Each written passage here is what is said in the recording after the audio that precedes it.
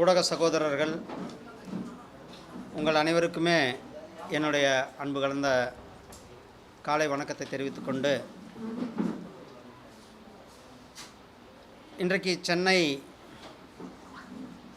Southern railway மூலமாக ஏன்னா பல்வேறு மக்களினுடைய கோரிக்கை, பல இடங்களில் ரயில் ஆனது நின்று செல்ல வேண்டும் என்பது. ஆனால் நேற்றைக்கு கிட்டத்தட்ட தமிழ்நாட்டுக்குள்ளே 38 ரயில்வே ஸ்டேஷனில் ரயில்கள் நின்று செல்வதற்காக நம்முடைய மாண்புமிகு ரயில்வே துறை அமைச்சர் மரியாதைக்குரிய திரு அஸ்வின் வைஷ்ணவ்ஜி அவர்கள் உத்தரவு பிறப்பித்திருக்கிறார்கள். 18ஆம் தேதி நாளையிலிருந்து இது நடைமுறைக்கு வர இருக்கிறது. குறிப்பாக சென்னை சென்ட்ரலிருந்து பெங்களூருக்கு செல்கிற ரயில், ஆம்பூரில் 2 ரயில்கள், குடியாத்தம் வாணியம்பாடியில் ஒரு ரயில், அதே போல் வாலஜா ரோடு, இது மாதிரி தமிழ்நாடு முழுவதுமே கிட்டத்தட்ட 38 ரயில், அது நான் அப்புறமா உங்களுக்கு டீட்டெயில்ஸ் கொடுத்துட்றேன். 38 ரயில் நிலையங்களுக்கு மக்களினுடைய கோரிக்கை, அந்த கோரிக்கையை ஏற்று 38 ரயில் நிலையங்களில் சில ரயில்கள் நின்று செல்கிற அளவுக்கு அந்த உத்தரவானது நமக்கு வந்திருக்கிறது. 38 ரயில்னால் கிட்டத்தட்ட பாண்டிச்சேரி ரயில் நிலையங்கள், 38 ரயில் நிலையங்களில் நின்று போகிறோம். வெவ்வேறு ரூட்டில் அந்த டீட்டெயில் நான் உங்களுக்கு கொடுக்குறேன். எல்லோரும் அப்புறமா எல்லோரும் கொடுத்துருங்க. எக்ஸ்பிரஸ்ஸு, லோக்கலு எல்லாமே கலந்து. ஏன்னா ஒவ்வொரு வாட்டியும் நான் பல ஊர்களுக்கு போகும்போது அந்தந்த ஊர் மக்கள் கோரிக்கை, அதனால் ரயில்வே மினிஸ்டர்கிட்ட அந்த கோரிக்கை எடுத்து சென்று இப்போ 38 ரயில்கள் வேறு ரயில் ஸ்டேஷனில் நின்று போகிறதுக்கான உத்தரவை நம்ம கொடுத்துருக்குறாரு. உங்களுக்கு எல்லாம் தெரியும், இந்த நிதியாண்டில் மட்டுமே ரயில்வே நிதி கிட்டத்தட்ட 6626 கோடி தமிழ்நாட்டுக்கு ஒதுக்கப்பட்டிருக்கிறது. இது 2009லேருந்து 2014 யூபி அரசாங்கம், திமுக காங்கிரஸ் கூட்டணி அரசாங்கத்தில் ரயில்வேக்கு ஒதுக்கப்பட்ட நிதி, நான் சொல்கிறது அந்த 5 ஆண்டுகளுக்கு ஒதுக்கப்பட்ட நிதி வெறும் 879 கோடி ரூபா, தமிழ்நாட்டுக்கு 879 கோடி ரூபாய். ஆனால் நம்முடைய மாண்புமிகு பிரதமர் திரு நரேந்திர மோடிஜி அவர்கள் இந்த ஆண்டுக்கு மட்டுமே ஒதுக்கி இருக்கிறது கிட்டத்தட்ட 6626 கோடி ரூபாய். போன வருடமும் 6000 கோடி ரூபாய்க்கான நிதி ஒதுக்கப்பட்டது. இது ரயில்வே நம்ம இன்றைக்கி பார்க்குறோம். ரயில்வேனுடைய தரம், ரயில் நிலையங்களினுடைய தரம், கிட்டத்தட்ட 77 ரயில் நிலையங்களில் அமிர்த் பாரத் திட்டத்தின் கீழே ரயில் நிலையங்களை மேம்படுத்திக்கிட்டு கொண்டிருக்கிறோம். நம்ம சென்னை எக்மோர் ரயில் நிலையம் மட்டுமே 800 கோடி ரூபாய் செலவில் ஒரு பிரம்மாண்டமான சர்வதேச தரத்தில் ஒரு விமான நிலையத்திற்கு இணையான ரயில் நிலையமானது பணிகள் நடந்து கொண்டிருக்கிறது. அதே போல் கிட்டத்தட்ட 2587 கிலோமீட்டர் நீளத்திற்கு 33,467 கோடி ரூபாயில் ரயில் பாதைகள் அமைக்கும் பணி நம்மளுடைய தமிழ்நாட்டில் மட்டும், நான் சொல்கிறது இல்லாமல் நம்ம தமிழ்நாட்டுக்கு மட்டுமே இந்த பணியானது நடந்து கொண்டிருக்கிறது. 9 இரட்டை வழி பாதைக்கான வேலைகளும் அதில் சேர்ந்து நடந்து கொண்டிருக்கிறது. இது ரயிலில் வரலாற்றில் முதல் முறையாக இந்தளவுக்கு ரயில்வேயில் அதிகமான வேலைகள் நடப்பது நம்மளுடைய தமிழ்நாட்டில் நடந்து கொண்டிருப்பது என்பது உங்களிடத்தில் இன்றைக்கு சொல்ல வேண்டும் என்பதற்காக தான் இந்த ப்ரெஸ் மீட். இன்றைக்கி வந்தே பாரத் ரயில்கள் பார்க்குறோம். சென்னையிலிருந்து பெங்களூர், சென்னையிலிருந்து கோயம்புத்தூர், சென்னையிலிருந்து நாகர்கோவில், சென்னையிலிருந்து திருநெல்வேலி, அதே போல் சென்னையிலிருந்து திருப்பதி வழியாக விஜயவாடா, அதே மாதிரி பெங்களூர்லேருந்து மதுரைக்கு, இப்படி வந்தே பாரத் ரயில்கள் இன்றைக்கு அதிகமான இந்திய தொழில்நுட்பத்தில் தயாரிக்கப்பட்டது. இது என்னென்னா, இதனுடைய சிறப்பு இந்தியா தொழில்நுட்பத்தில் தயாரிக்கப்பட்டு, நம்ம இன்னும் குறிப்பாக சொல்லணும்னா நம்ம சென்னை ஐசிஎஃப்பில் தயாரிக்கப்படுகின்ற ரயில் பெட்டிகள் இன்றைக்கி இந்தியா முழுவதும் இந்த ரயில் பெட்டிகள் சப்ளை செய்யப்படுகிறது.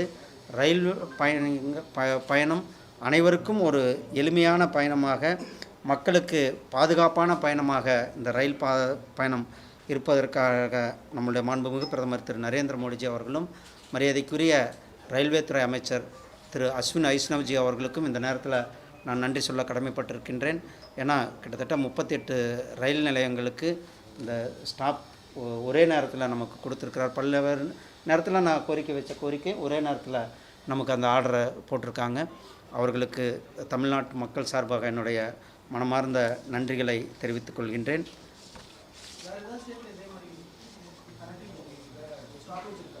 இல்லை, இது வந்து நான் இப்போ சொன்னது நான் வைத்த கோரிக்கைகள், அவர்கிட்ட பல்வேறு நேரங்களில் வச்ச கோரிக்கைகள். அது ஒரே நேரத்தில் கிட்டத்தட்ட ஒரு 12-13 மாவட்டங்கள் இதில் பயன்படும். குறிப்பாக ஆம்பூர், சேலம், இருக்கூர், சிங்காநல்லூர், கோயம்புத்தூர், அதேமாதிரி மேலப்பாளையம் திருநெல்வேலி, ஆரன்வாய்மொழி கன்னியாகுமரி, நாங்குநேரி திருநெல்வேலி, கொடைரோடு திண்டுக்கல், சென்னையில் கொளத்தூர், செங்கோட்டை தென்காசி மாவட்டம், வாடிப்பட்டி மதுரை மாவட்டம், ஆரணி திருவண்ணாமலை அந்த சைடு, பாபநாசம், திருச்சிராப்பள்ளி, இப்படி கிட்டத்தட்ட ஒரு 10-12 மாவட்டங்கள் இதில் பயன்பெறும். வேறு நீங்கள் ஆனால் நான் டீட்டெயில் இருக்குன்னா நான் உங்கள்கிட்ட கொடுத்துட்றேன். நீங்கள் எல்லாருமே ஷேர் பண்ணிக்கோங்க. ஆமாம், அதனால தான் சொல்ல பல மக்களினுடைய கோரிக்கையை ரயில்வே அமைச்சர்கிட்ட எடுத்து சொல்லி அவங்க ரயில்வே அமைச்சர் அவர்கள் நமக்கு ஒரே நேரத்தில் இதுக்கெல்லாம் ஆர்டர். ஏன்னா இது வந்து ஒரு 6 மாதம் இருந்தது. நான் மக்கள் கோரிக்கை இருந்தோம், என்னுடைய கவனத்துக்கு வந்து ஒரு 6 மாதத்தில் எல்லாத்தையும் நாம் ரயில்வே அமைச்சர்கிட்ட சொல்லி எல்லாத்துலேயுமே இது நம்ம உடனடியாக பண்ணி கொடுத்துருக்கோம்.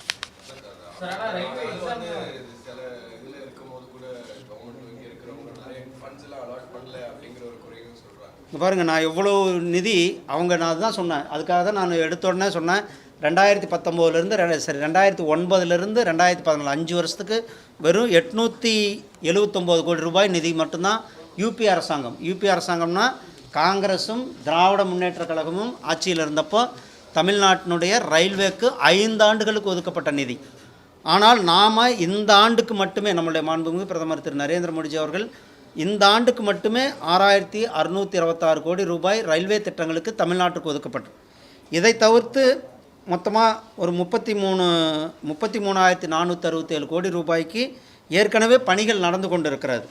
அது இல்லாமல் 2948 கோடி ரூபாய்க்கு ரயில் நிலையங்கள், இதிலே ரயில் நிலையங்களினுடைய மேம்பாட்டிற்காக, அதாவது பார்க்குறீங்க சென்னை எக்மோர் ரயில் நிலையத்தை நம்ம பார்க்க போகிறோம். ஒரு 3 மாதத்தில் பார்க்க போகிறோம். கிட்டத்தட்ட 800 கோடி ரூபாய் செலவில் வேலை நடந்து கொண்டிருக்குது. மதுரை விமான ரயில் நிலையம் சீரமைக்கப்பட்டிருக்கிறது. அதே போல் ராமேஸ்வரம் ரயில் நிலையம், கன்னியாகுமரி ரயில் நிலையம், சேலம் ரயில் நிலையம், காட்பாடி ரயில் நிலையம், இது எல்லாமே இந்த அமிர்த் பாரத் திட்டத்தின் கீழே பெரிய அளவில், நான் சொன்னது 100 கோடி 200 கோடி ரூபாய்க்கு மேலே நிதியில் இந்த ரயில் நிலையங்கள். அதே போல் நீங்கள் பார்க்குறீங்க சென்னை விமான நிலைய விரிவாக்கத்திற்கு ஒப்புதல் கொடுக்கப்பட்டிருக்கிறது. அதே போல் சென்னை பசுமை விமான நிலையத்திற்கு கோயம்புத்தூர் விமான நிலையம் 600 ஏக்கர் லேண்டை இப்போ தான் கொடுத்துருக்கிறார்கள். அதற்கான பணிகளும் தொடங்க இருக்கிறது. திருச்சிராப்பள்ளி விமான நிலையம், தூத்துக்குடி விமான நிலையம், மதுரை விமான நிலையம் விரிவாக்கம், இதெல்லாமே நம்மளுடைய மாண்புமிகு பிரதமர் திரு நரேந்திர மோடிஜி அவர்கள் உடனடியாக அப்ரூவல் கொடுத்து அந்த பணிகள் நடந்து கொண்டிருக்கிறது.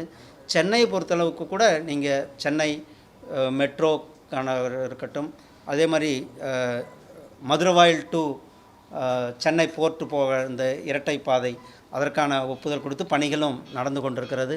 சென்னை தமிழ்நாட்டை பொறுத்தளவுக்கு மாண்புமிகு பிரதமர் திரு நரேந்திர மோடிஜி அவர்களுடைய வந்த பிறகு இந்த 2014 இந்த 11 ஆண்டுகளில் கிட்டத்தட்ட 10 லட்சம் கோடி ரூபாய் இன்ஃப்ராஸ்ட்ரக்சருக்காக 10 லட்சம் கோடி ரூபாய் தமிழ்நாட்டினுடைய வளர்ச்சிக்காக நம்மளுடைய பல்வேறு திட்டங்களுக்கு, அது இன்ஃப்ராஸ்ட்ரக்சர், தேசிய ஹைவேக்கள், விமான நிலையங்கள், போர்ட்டு, லாஜிஸ்டிக் மேம்பாடு, அதே போல் சமூக திட்டங்கள், ஜல் ஜீவன் மிஷன், இது எல்லாம் இப்படி சேர்த்துனா 10 லட்சம் கோடி ரூபாய்க்கான திட்டங்கள் தமிழ்நாட்டிற்கு நம்மளுடைய மாண்புமிகு பிரதமர் அவர்கள் கொடுத்திருக்கிறார். பணி முடிந்து செல்லக்கூடிய பெண்களோட பாதுகாப்பு வந்து கேள்விக்குறியாது. சிசிடிவிலாம் முறையாக இயங்கலை அப்படின்னு ரயில். மேலும் இந்த புறநகர் மின்சார ரயிலில் வந்து திருநங்கைகளோட அட்டகாசம் அதிகமாக இருக்குது, ரவுடிஸ் அதிகமாக இருக்குது. பயணிகள் வந்து அச்சுறுத்தும் வகையில் வந்து அவங்கள்ட்ட வந்து யாசனை இருக்கிறாங்க அப்படின்னாங்க. அதை எந்த அளவுக்கு கவனத்துக்கு எடுத்துக்கொள்ளும்? இது நீங்கள் சொல்லியிருக்கிறீங்க. இது வந்து ரயில்வே காவல்துறையினருடைய வேலை, சட்டம் ஒழுங்கு அவர்கள் பார்க்க வேண்டியது. நிச்சயமாக நம்ம அதை அவங்கள்ட்ட கவனத்துக்கு எடுத்துச்சுன்னா அதையும், ஏன்னா ரயில் பயணிகளுடைய பாதுகாப்பை நாம் அவசியம் அவர்களுக்கான பாதுகாப்பை உறுதி செய்யப்படும். சார், தென்னக ரயில்வே இளநிலை பொறியாளர் பதவி உயர்வு தேர்வில் மாநில மொழி உள்ளிட்ட 3 மொழிகளில் கேள்வித்தாள் தரப்படலை, தமிழில் கேள்வித்தாள் இல்லைன்னு வெங்கடேசன் அஸ்வினி வைஷ்ணவுக்கு லெட்டர் எழுதியிருக்காரு. தமிழ் தொடர்ச்சியாக புறக்கணிக்கப்படுது ரயில்வே துறை. ஆனால் அவர் தவறான ஒரு தகவல்கள், அதாவது நம்மளுடைய மாண்புமிகு பிரதமர் அவர்கள் வந்த பிறகு தான் ரயில்வே துறை மட்டுமல்ல, உள்துறையின் கீழே இருக்கின்ற பேராமிலிட்ரி சிஆர்பிஎஃப், சிஐஎஸ்எஃப் போன்ற துறைகளில் கூட அந்த தமிழ் மொழியான நம்மளுடைய தமிழ் மொழியானது இன்க்ளூட் செய்யப்பட்டிருக்கிறது. யூபிஎஸ்சியில் தமிழ் மொழியானது இன்க்ளூட் செய்யப்பட்டிருக்கிறது. இப்படி தமிழ் மொழிக்கு அதிகமான முக்கியத்துவம் கொடுக்கப்பட்டிருக்கிறது. நம்மளுடைய ஆட்சியில் தான் நம்ம கொடுத்துருக்கிறோம். ரயில்வேல ஏற்கனவே நடைமுறையில் இருக்கிறது தான் நம்ம தமிழ் மொழி நடைமுறைப்படுத்தி கொண்டு இருக்கணும். மாண்புமிகு மரியாதைக்குரிய உள்துறை அமைச்சர் மரியாதைக்குரிய திரு அமித்ஷாஜி அவர்கள் வருகிற 22ஆம் தேதி அன்றைக்கு 5 பாராளுமன்ற தொகுதிகளினுடைய பூத் கமிட்டி மாநாடு திருநெல்வேலியில் எங்களுடைய மாண்புமிகு மாநில தலைவர் மரியாதைக்குரிய திரு நயினார் நாகேந்திரன் அவர்களுடைய தலைமையில் திருநெல்வேலியில் நடைபெற இருக்கிறது. இதில் கன்னியாகுமரி, தூத்துக்குடி, திருநெல்வேலி, தென்காசி, விருதுநகர் பாராளுமன்றத்தை சார்ந்த எங்களுடைய பூத் கமிட்டி உறுப்பினர்களினுடைய பெரிய அளவிலான மாநாடு, முதல் மாநாடு. அது அடுத்து நம்ம தமிழ்நாடு முழுவதும் நடைபெற இருக்கிறது. இது முதல் மாநாடு. மாண்புமிகு மரியாதைக்குரிய திரு உள்துறை அமைச்சர் திரு அமித்ஷாஜி அவர்கள் கலந்து கொண்டுகிறார். அவங்களுக்கு அஃபீஷியலாக தயாராகும்போது சொல்லுவாங்கண்ணா. தேர்தல் நெருங்குவதால இடி ரெய்டை தமிழக அமைச்சர்கள் மீது ஏவி விடுறாங்கன்னு சொல்லி கனிமொழி எம்பி குற்றச்சாட்டு வைக்கிறாங்க. ஈடிக்கும் மோடிக்கும் நாங்கள் பயப்பட மாட்டோம் சொல்லி ஆர்எஸ் பாரதி ஒரு விமர்சனத்தை முன்வைக்கிறாங்க. நான் இடி பொறுத்தளவுக்கு நான் பல்வேறு நேரங்களில், நீங்களே இது சுமரமாக கேள்வி கேட்டிருக்கீங்க, பல்வேறு நேரங்களில் நான் சொல்லியிருக்கேன். அது ஒரு சுதந்திரமான இண்டிபெண்டன்ட் அமைப்பு. அவர்களுக்கு கிடைக்கிற இன்புட், அவர்கள் கிடைக்கிற அந்த தகவல்களின் அடிப்படையில் ரெய்டுகள் நடத்தப்படுகிறது. அதனுடைய அவர்கள் ஒரு தனிப்பட்ட சுதந்திரமான அமைப்பு. அவர்களுக்கான பணியை செய்து கொண்டிருக்கிறார்கள்.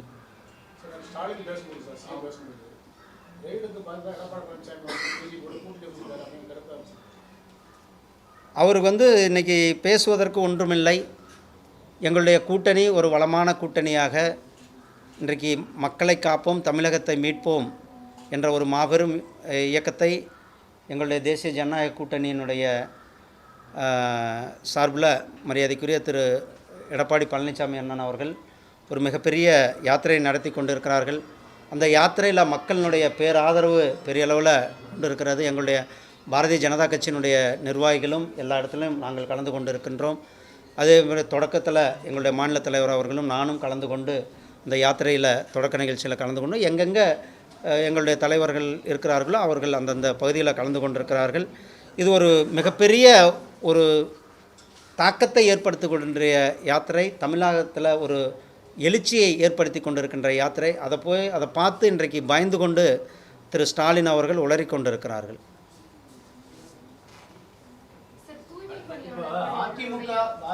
இது நவரண்ணா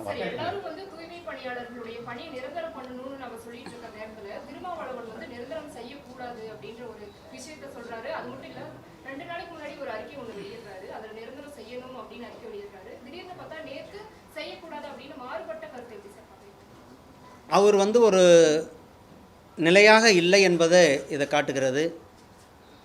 தூய்மை பணியாளர்களை பொறுத்தளவுக்கு அவர்கள் பணி நிரந்தரம் என்பது கொடுக்கப்பட வேண்டும்.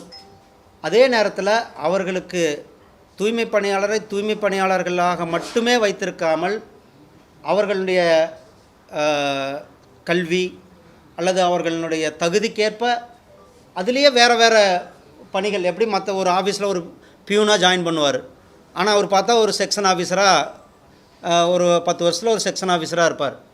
ஆனால் இங்கே தூய்மை பணியாளராக என்ட்ரி ஆனால் அவர் தூய்மை பணியாளர், ஈவன் படிச்சிருந்தாலும் கூட அவர் தூய்மை பணியாளராகவே இருக்கிறார். ஒரு படித்த தகுதியுள்ளவங்கள் இருக்கும் பொழுது அவர்களுக்கு தூய்மை பணியாளருக்கு அடுத்து ஆஃபீஸில் ஒரு ஓஏவை போட்டிருக்கலாம், அல்லது டிரைவராக இருந்தால் டிரைவருக்கான பணியை கொடுக்கலாம், அல்லது அதுக்கான அவர் ஒரு டிகிரி படிச்சிருந்தால் அவரை ஒரு ஆஃபீஸ் அசிஸ்டண்ட்டாக ஆக்கலாம். அதை தொடர்ந்து அவர்களுக்கான ப்ரொமோஷன் என்னவோ அந்த ப்ரொமோஷன்களை கொடுக்கப்பட வேண்டும் என்பது தான் என்னுடைய இது. தூய்மை பணியாளர்களை தூய்மை பணியாளர்களாக மட்டுமே வைத்திருக்கக்கூடாது. அவர்களுடைய தகுதிக்கேற்ப அவர்களுக்கு பணி உயர்வை, பதவி உயர்வை அவர்களுக்கு கொடுக்கப்பட வேண்டும்.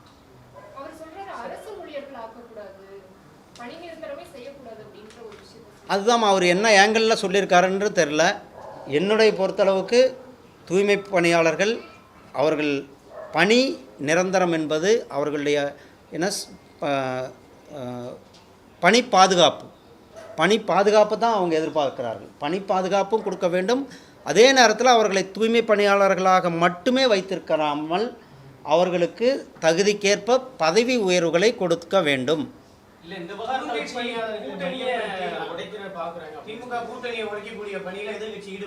என்னை பொறுத்தளவுக்கு திருமாவளவன் அவர்கள் பட்டியலின மக்களுக்கு ஒரு மிகப்பெரிய துரோகத்தை இழைத்து கொண்டிருக்கிறார்.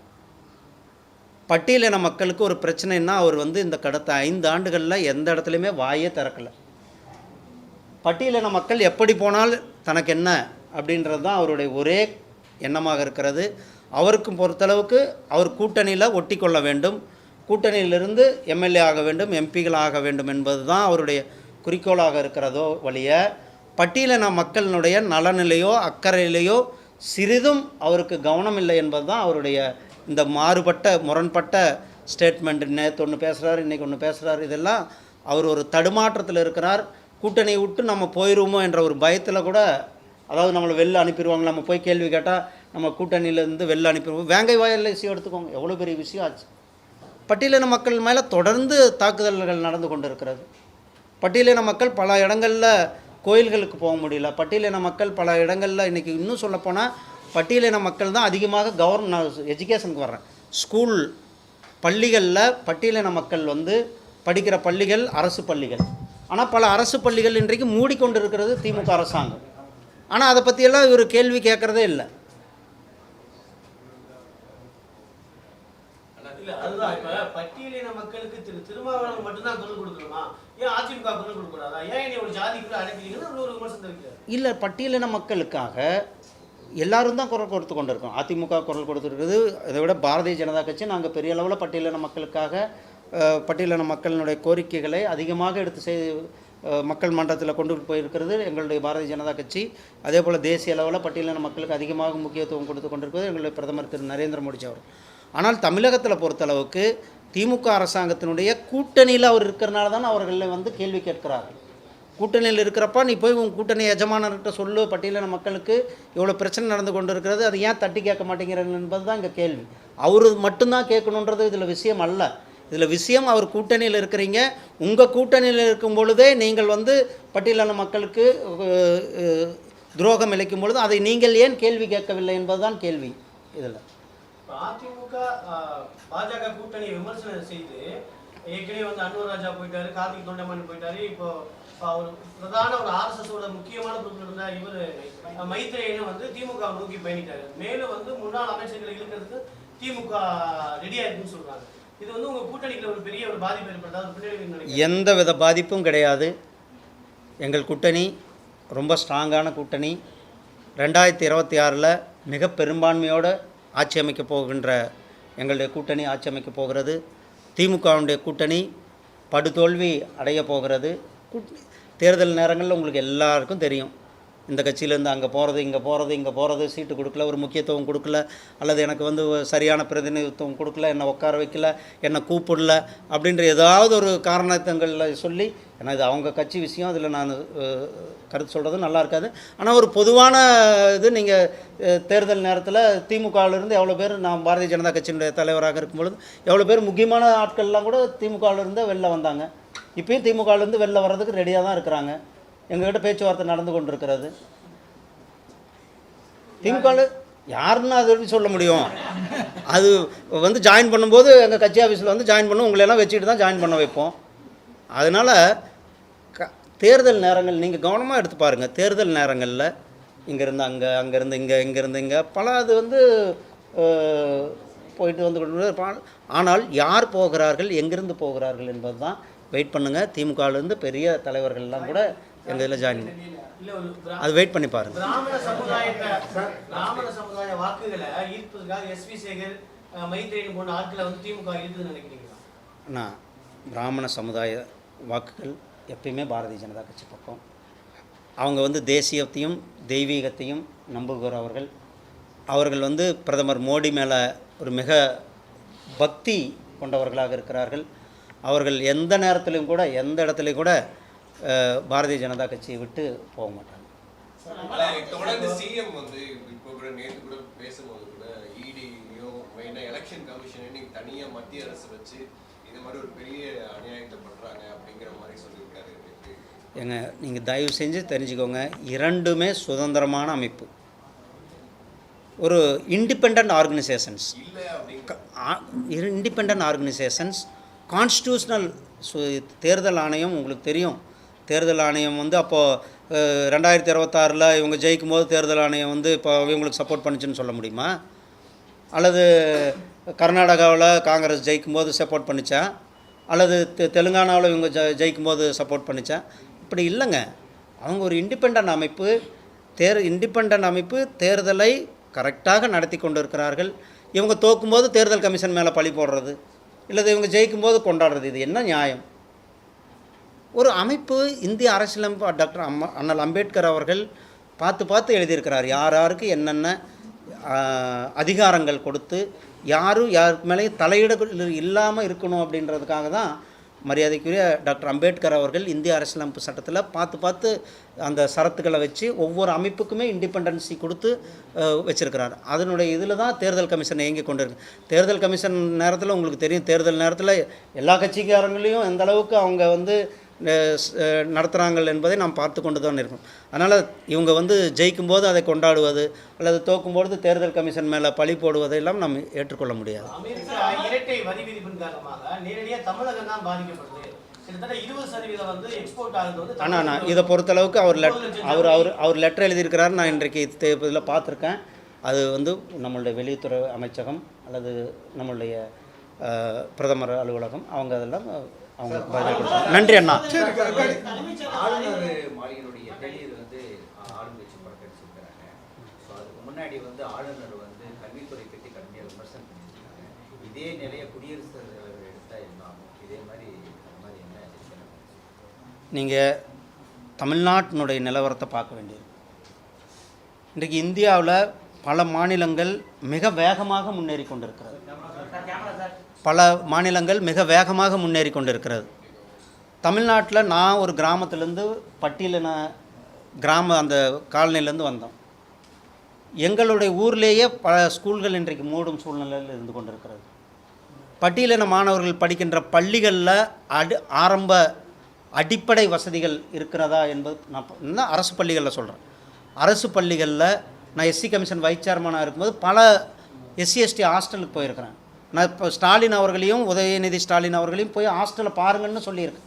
சமூக நீதி ஹாஸ்டல்னு பேர் வச்சால் மட்டும் பத்தாது, போய் அந்த ஹாஸ்டல்களை பாருங்கள், அந்த ஹாஸ்டல்களுடைய நிலவரத்தை பாருங்கள். அங்கே எந்த வித அடிப்படை வசதியும் கிடையாது. நீங்கள் வேணால் வாங்க, நான் பல ஊருக்கு கூட்டு போகிறேன், நான் நேரடியாக பார்த்துருக்குறேன், எங்கிட்ட ஆதாரங்கள் இருக்கிறது. பல பள்ளிகளினுடைய அடிப்படை வசதிகள் பள்ளிகளில் கிடையாது, ஹாஸ்டல்களில் கிடையாது. அதை கவர்னர் வந்து அவருடைய உரையில் தமிழ்நாட்டில் செக்ஷன் நல்லா இருக்குங்கிறாரு. அதை தான் நான் சொல்கிறேன். அடிப்படை வசதிகள்னால் என்ன? வாத்தியார் இருக்கணும், படிக்க வைக்கணும், சொல்லி தரணும், அவர்களுக்கு புஸ்தகம் கொடுக்கணும், யூனிஃபார்ம் கொடுக்கணும், எல்லாமே பண்ணணும். இல்லை, அந்த வசதிகள் செய்து கொடுக்காததானே அவர் சொல்லியிருக்கிறார். அப்போது கல்வியினுடைய தரம் எந்தளவுக்கு பின்னோக்கி சென்று கொண்டிருக்கிறது, அதை அவர் வந்து உண்மையை சொல்லும்போது இவர்களுக்கு கசப்பாக தான் இருக்கிறார். நன்றி அண்ணா. ஆமாம் ஆமாம். தென் மாநிலத்திலிருந்து ஒரு குடியரசு துணைத் தலைவர் தேர்தல் எடுக்குன்னு சொல்லி எதிர்பார்த்துருக்கு. வழக்கமாக தென் மாநிலத்திலிருந்து தான் போவாங்க. அதுக்கான வாய்ப்பு ஏன்னா அதெல்லாம் வெயிட் பண்ணி பார்ப்போம்.